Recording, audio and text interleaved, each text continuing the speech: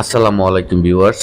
তো আপনাদের মধ্যে অনেকেই আছে, আমার অডিয়েন্স যারা যারা আমাকে সাবস্ক্রাইব করেছেন তারা সবাই জানতে চান যে ভাই আপনার চারাগুলো এত সুন্দর হয়, কিন্তু আমরা বীজ রোপণ করি বাট আমাদের চারাগুলো এরকম সুন্দর হয় না। তো সেক্ষেত্রে আজকে আমি কিভাবে আমার বীজগুলো রোপণ করি সেই পুরো একটা ভিডিও আমি আপনাদের মাঝে তুলে ধরলাম। তো আপনারা যদি এই পুরো ভিডিওটা দেখেন তাহলে কিন্তু আপনারা নিজেরাও চারা তৈরি করে নিতে পারবেন।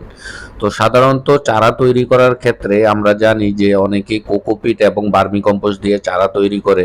তো সেক্ষেত্রে আমিও কোকোপিট এবং বার্মি কম্পোস্ট দিয়ে চারা তৈরি করি।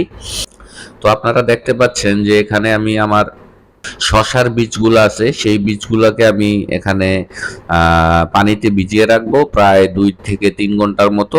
তারপর আমি বীজগুলো রোপণ করি।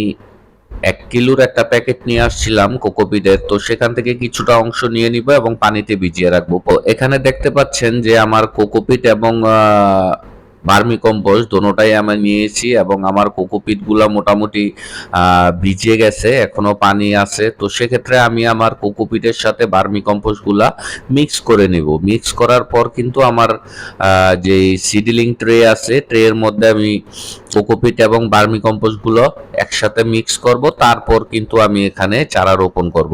যে আমি অনেকগুলো বীজ ঢাকা থেকে সংগ্রহ করে নিয়েছি। এখানে চেরি টমেটো আছে, ব্ল্যাক বড় সাইজের টমেটো আছে এবং কি হলুদ চেরি টমেটো আছে, চাইনিজ শসা আছে এবং কি 12 মাসি টমেটোর বীজ আমি নিয়ে আসি। তো সেক্ষেত্রে আজকে আমি সবগুলা বীজ একত্রে রোপণ করব এবং কি পরবর্তীতে আমার অ্যাকুয়াপনিক্স বাগানে আমি সেট করে দিব। তো সেক্ষেত্রে আপনারা দেখতে পাচ্ছেন যে কিভাবে আমি আমার চারাগুলা রোপণ করি।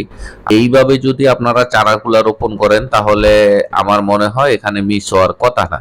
তো সেক্ষেত্রে আপনারা যদি আমার মতো এরকম ভাবে যদি চারাগুলা রোপণ করে দিতে পারেন তাহলে ইনশাল্লাহ মিস হবে না এবং কি আপনার চারার কোয়ালিটি খুব ভালো থাকবে।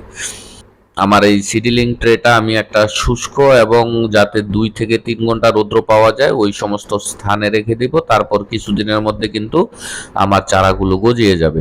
তো আপনারা যারা আমার চ্যানেলে নতুন দর্শক, চ্যানেলটা সাবস্ক্রাইব করে দিবেন এবং ভিডিওটা ভালো লাগলে একটা লাইক দিবেন, আর কোনো কিছু জানার থাকলে কমেন্ট করবেন। আমি ইনশাল্লাহ আপনাদের কমেন্টের উত্তর দিয়ে দিব। তো আজকের মতো বিদায় নিলাম। আপনারা সবাই ভালো থাকবেন। আসসালামু আলাইকুম।